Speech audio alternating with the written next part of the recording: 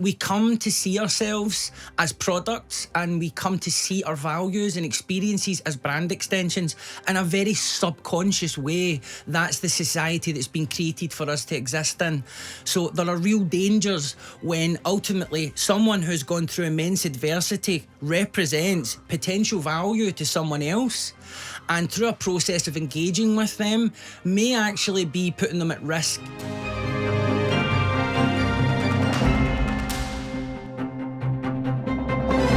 Welcome to Thinkers on Times Radio, the show where big ideas meets bold conversation. We've been doing quite a few of these now, and the idea really is to spend a little bit longer than we ordinarily have time for. I do a breakfast show on Times Radio where we get 5 minutes, 6 minutes with people. We want to try and spend half an hour with someone with a set of ideas, some nuanced thought, so we can actually try and understand what they're thinking. That's the point of the show, and I hope you get on board with that. Today's guest is Darren McGarvey, Scottish rapper, writer, social commentator. He's got a new book coming out called The Trauma Industrial Complex, which intuitively you might kind of feel you understand what that means, the idea how personal pain somehow becomes public performance in a social media world that kind of rewards that type of performative behaviour where genuine sorrow can become clicks, but also fake sorrow can become clicks. And how do you then distinguish between the two? I think one of the little themes that's been going through all of our conversations actually has been the difference between rhetoric and reality in this world. And this is probably a really good part to think about that. Anyway, Darren joins us now, I'm delighted to say. Darren, good to see you. Thank you for coming. Good morning. Thanks for having me. The trauma industrial complex, I think it does really summarise in 2 or 3 words something. Do you want to just tell us what you mean by it before we kind of try and unpick it a little bit? Well, yeah, I mean, I think that the title sort of suggests that there is somewhere out there in culture, whether it's online or in the real world, there is this growing interest in trauma and this commodification of what is often called lived experiences, which is ultimately just people talking in a public way about their adversity. And really what the book tries to do is, first of all, offer an analysis and a critique of that, but a critique of that from the perspective of someone who has shared their story publicly. So the reason that anyone who's heard of me, south of Gretna Green, is because of a book I wrote, Poverty Safari, which was part memoir, part social commentary. And so I understood very early on that in using my lived experience was a way for me to almost use it as a kind of Trojan horse to get the political and social observations through that maybe someone of my class background would not normally be permitted a platform to share. So that was almost the kind of tax you're out to pay. You have some views on society and the way the publishing world works, the way the media world works, and the way the social media works is, hang on a second, give us a pound of flesh first. Tell us why you're poor. Tell us what's the worst thing that's happened to you. Yeah. And to a certain extent, it's good to know how other people live in whatever circumstances. There's nothing necessarily wrong with that, but is it cynical, do you think? Is that... No, well, ultimately, I'm fortunate because I understand the terrain. So I was a kind of lived experience guinea pig at the turn of the millennium, where, the big artists of the day were really trading on authenticity of talking about trauma. So artists like Eminem or 50 Cent or Kanye West talking about car crashes, being shot, pill popping abusive mothers. And so this, as an adolescent, was modelling for me a way of kind of cathartically upcycling adversity to make something meaningful out of it. But of course, I had no idea how that would then change the trajectory of my life and then eventually lead to a career. And so really, I write the book to caution people who want to disclose issues of trauma or adversity publicly, but also to try and create some sort of cooling effect among those who facilitate these lived experiences, whether it's professionals like us in media who will make documentaries or do interviews with people when they're at their most vulnerable, or even, Netflix, for example, Baby Reindeer, that's seen as a kind of comedy drama, highly successful, they all done really well, but there were real lives involved in that, there was real vulnerability around those people, and I wonder if they made an action movie, there would have been stunt coordinators, if it was a sex scene, intimacy coordinators, but when it's people's real lives, all you need is a green light from the person who wants to tell the story. And there's a broader point, because there's the issue of the ethics of the media business, which is a point very well made, but it happens on a smaller level on everyone's social media feed, which probably is just as damaging. And I wonder whether you end up thinking, if you're growing up in this era, that if you don't have a trauma, you're somehow not interesting, where actually what becomes interesting about a person and what becomes bad that they've experienced becomes one and the same thing. And I'm not sure that's that healthy an idea in itself. Yeah, what you're alluding to there, Stig, is that there is certainly a kind of cultural capital that comes with expressing an adversity or a traumatic experience. Now, it's very important to ground any discussion that might offer a critique in the reality of trauma. It's a horrendous thing to experience. It's a horrendous physical condition to live with. But unfortunately, the trauma industrial complex, which is comprised of many different facets, ultimately it sells the idea that telling your story is an essential part of a healing process. Now, of course, disclosing your pain or your interpretation of your pain in a therapeutic context, in a community context, is really important. One of the biggest factors that will contribute to soothing trauma is for someone to feel witnessed in their pain. But ultimately, the social media world that we now live in, and the perverse incentives that underscore a lot of our behaviour as individuals and communities, these are running rampant in an industry that is not very well regulated, where you have a kind of convergence of human pain, suffering, a mental health service vacuum.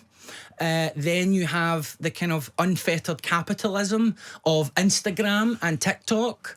And ultimately, this is a recipe for people to go looking for answers to real pain and not get the answers that are safe or helpful. And maybe also there's a problem where, I mean, my eldest is 16, my youngest is 6, so they're going to be growing up in this world. Maybe also to believe that you've got to try and have a pain even if you don't. I'm very struck by the fact that you make a great point about mental health services not being functional, and that's surely true. But if everyone is encouraged to report on their mental unrest, is there a danger that it kind of flattens it out, that someone who's just having some local difficulties that comes with being human, they're encouraged to present that story in the same way that someone who's been seriously abused and has had their life wrecked by a colossal trauma, and there's almost an equalisation that all trauma is the same, and that feels problematic in all sorts of directions. Yes, and this is what's often referred to as concept creep. So a term is expanded to include definitions that it normally wouldn't have covered, that seem to in some way dilute the original meaning of the term, and as you say, kind of flatten things out.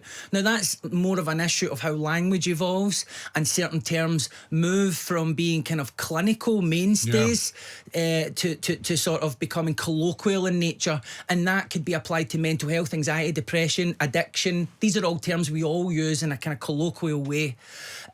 Ultimately, though, there are positives in the democratisation of the language of mental health and the lexicon of trauma, because once we have a language to describe our experiences, whether it's inner or outer, then we are best equipped to understand those experiences and to confront whatever has to be confronted. But certainly where the private sector, and particularly online, seems to be absorbing a lot of the people who are being missed by public services in mental health, then it's a bit of a kind of wild, wild west in that sense, because you can get certificates to perform pretty complex trauma therapies over the course of a weekend. And that's not very well regulated. So there are many issues that get touched on in the book. The first part of the book, I offer the critique of what we're talking about now, but then the second and third part, I draw from my own lived experience of having told my story publicly and what the real consequences of that were, and use that as a case study to try and caution people about thinking more clearly about the nature and meaning of their story. What is the motivation to tell it publicly? When we were growing up, you're a little bit younger than me. I'm 45, you're 40, I think. Is that right? When we were growing up, the idea of trauma was something that people didn't speak about. So I'm kind of interested in your view on the pendulum, because we grew up before social media. Well, I certainly did. You were probably just on the cusp of social media when you were growing up, I guess. And therefore, no one talked about this stuff. And that felt unhealthy. The pendulum has gone the other way, so everyone talks about it all the time. And social media encourages it, it monetizes it, it makes it a thing. Do we need to drag the pendulum back, where actually we focus on people who are who genuinely need help, and people who don't genuinely need help find ways of helping themselves? Is that a way of pulling it back, or is that not the right way of thinking about it? Well, no, I get what you're saying, but I think that we run a risk where we start making assessments on someone's level of trauma based on how they advocate for themselves or how they describe their lived experience. So it is always best to assume that if someone is even in search of a label or a framework for thinking about their well-being or mental health or attachment style, then there is something there that's unresolved and they're trying to find the answers. My book is less concerned with the dangers of people thinking they have trauma when they don't, and actually the danger of people having trauma and not receiving the correct information and how to deal with it. I think that's a far greater risk, and I feel that when we have so many interfaces into that kind of digital world, not only are we at risk in terms of the information that we might apply to ourselves that might not be applicable, but also those currents that pull us in certain directions in terms of we start believing that we have a duty almost to disclose the most intimate details of our lives before we've even really sat down and thought, how much of this story is absolutely true? How much of it is a narrative that I'm wearing like armour to survive? How would my family feel if I talked openly and publicly about this in the evening news? Because we see different versions of lived experience being extracted and then broadcast or disseminated, and often there isn't a lot of diligence in terms of a lived experience person's right to autonomy over how they're portrayed, for example, and we have to be more careful with that. So some of that's on the platforms and the media, as you say. Is there a danger also of the chancer, the person who thinks, I need to trade in this currency, and therefore they might be famous for other reasons, or they might want to be more famous than they are? And you're very generous. You're hugely generous, I think, in your approach, the way you write, the way you talk, which is to say, if someone thinks they've got something wrong with them, we should think it might not be the thing they say it is, but there's something there. There's an itch that needs to be scratched. We need to actually try and help them. That's hugely generous, because the other way of thinking about it is there'll be some people who are very cynical. They're as cynical as the platforms, and they go, I've got 500,000 followers. To get to 1 million, I need to say I've got ADHD, or I've got to say something that happened to me earlier in my life is more important to me than it is. Yeah, and you're always going to have people who are going to capitalise when they realise that this stuff is valuable, because that's what capitalism is. So in a sense, they're cynical, but also they're just playing the game by the rules that have been set. Most people, and the ones that I focus on in the book, are people who are not aware of the transactional nature of what's going on. They're not aware, for example, if they perhaps are platformed by a charity that's doing a political campaign around a particular social issue. They have a political agenda, but they want to put the lived experience person out front and centre. One, because it authenticates their work. Two, because they have a compelling story which gives their campaign more visibility. And we might put them on the radio or put them on TV, etc. Yeah, exactly. So what I'm interested in is, how much does the person with lived experience understand about the risks of being that public person? Any level of public visibility. It could be a conference, it could be an online event, it could be something like this. What is the level of understanding about when the political dial changes and your story's no longer as coveted? How will you feel if your trauma's not healed when suddenly you just get dropped like a bag of spuds and it's on to the next lived experience trend? So this is kind of like media literacy you're talking about, but 20 years ago, that would mean be careful how you deal with the radio, with the newspapers. Now it's more insidious, isn't it? Because it's how you deal with yourself on Instagram or TikTok or X or Facebook. And so it's because sometimes the media's not interested in anyone, and that means they can be left at peace. But now everyone's their own media. That's one of the things we wrestle with all the time. Yeah, and that's again the kind of democratization of communication. You know, everyone has the conch at the same time. Someone has it, it's a little bit bigger, but ultimately we are all our own publicists, and we come to see ourselves as products, and we come to see our values and experiences as brand extensions in a very subconscious way. That's the society that's been created for us to exist in. So there are real dangers when ultimately someone who's gone through immense adversity represents potential value to someone else, and through a process of engaging with them may actually be putting them at risk. And I think that, you know, all of us in journalism will remember experiences where we've dealt with someone, interviewed someone, and then they've gone away and reported that how they were portrayed, they didn't agree with it or was negative. I want to try and create an environment where we can feel comfortable to acknowledge we've not gotten it right a lot, but we have to start discussing how ultimately do we create sort of standards in all of these various areas that are similar to the standards in the food we eat. People are interested in the ethics of the food that's produced, but they'll stick on a Netflix documentary about sexual abuse or child trafficking, and they're not interested in how that was filmed or how people were compensated. Or they'll click on Instagram and think, why is this person doing this? Yeah, exactly. And ultimately, one of the things that people like me bear responsibility for, and that's one of the many reasons that I've written this book, is that through telling my story in perhaps a less enlightened time when I had no idea the kind of audience my story was going to get, I inadvertently modelled or contributed to modelling to other people with adversity that the way you make something of that is to jump on a public platform and talk about it. Now, that can be part of your experience, and there is immense value in seeing someone who's gone through what you've gone through, talking openly about it. It's very soothing. But the backroom stuff behind the curtain of the life of people like me is the story you don't hear, and that's the story that's in the book. Well, listen, it's a great point, that, and it's about nuance, it's about complexity, it's not putting people in pigeonholes. It's a perfect point to leave it. It's a really interesting idea. I'm so glad you've written the book. I'm so glad you've come here to talk about it.